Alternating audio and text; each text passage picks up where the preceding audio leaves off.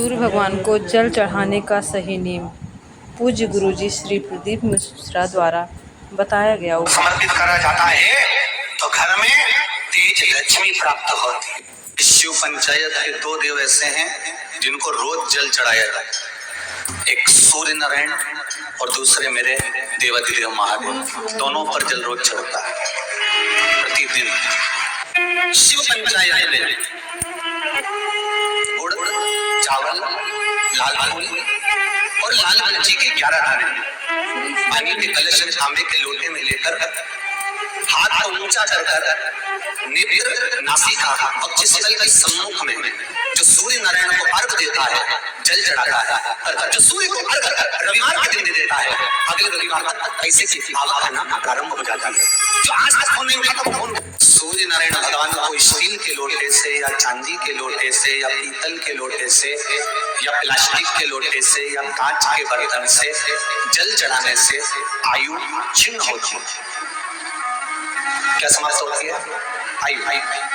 और सूर्य नारायण भगवान को अगर तांबे के लोटे से जल दिया जाता है तो आयु की वृद्धि होती है और दिन भर में अगर कोई काम अटकने वाला है तो वो काम का रास्ता खुल जाता है और शरीर की बीमारी समाप्त हो जाती है। शरीर की बीमारी समाप्त हो जाती है। जब हम सूर्य नारायण भगवान को अर्घ देते हैं, जल चढ़ाते हैं, तो वो जल पृथ्वी पर जब गिरता है तो उसके छींटे हमारे शरीर पर लगते हैं। क्या वो ठीक है? क्या वो श्रेष्ठ है? तो शिव महापुराण की कथा कहती है जब हम सूर्य को अर्घ देते हैं, सूर्य को जल चढ़ाते हैं, वो पानी जब पृथ्वी पर गिरता है उसके छींटे हमारे शरीर पर लगते हैं तो वो श्रेष्ठता का भाव निर्मित करते हैं। वो गलत नहीं हो सकता। कारण अब वो भी समझ लीजिए। अब सूर्य नारायण भगवान को आप जल चढ़ा रहे हो तो छींटे नहीं लगे, उसके लिए क्या स्टूल पे चढ़ के चढ़ाओगे कि कुर्सी पे चढ़ के चढ़ाओगे? अरे बोलो तो सही। अब कई लोगों के दिमाग में ये बात भरा गई कि हम भगवान को जल चढ़ाते हैं, वो हमारे शरीर में छींटे लगते हैं, जमीन पे से पानी गिरता है, वो हमारे शरीर को छींटे लगते हैं, भगवान को अच्छा नहीं लगता होगा। कौन ने कहा? पहले तो उसको पकड़ के ला।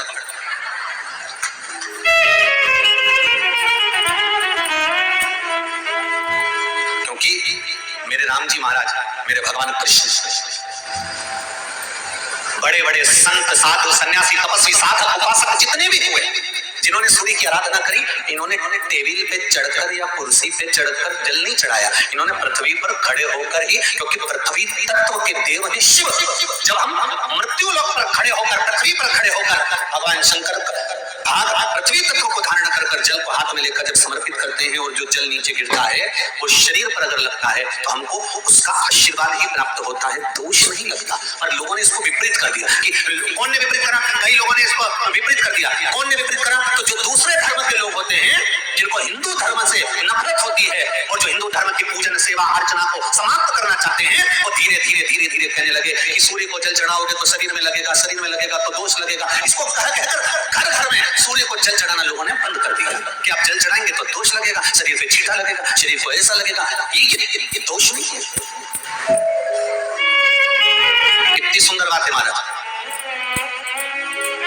सूर्य नारायण भगवान को जब जल चढ़ाया जाता है, हाथ सिर से 8 इंच की दूरी पर होना चाहिए।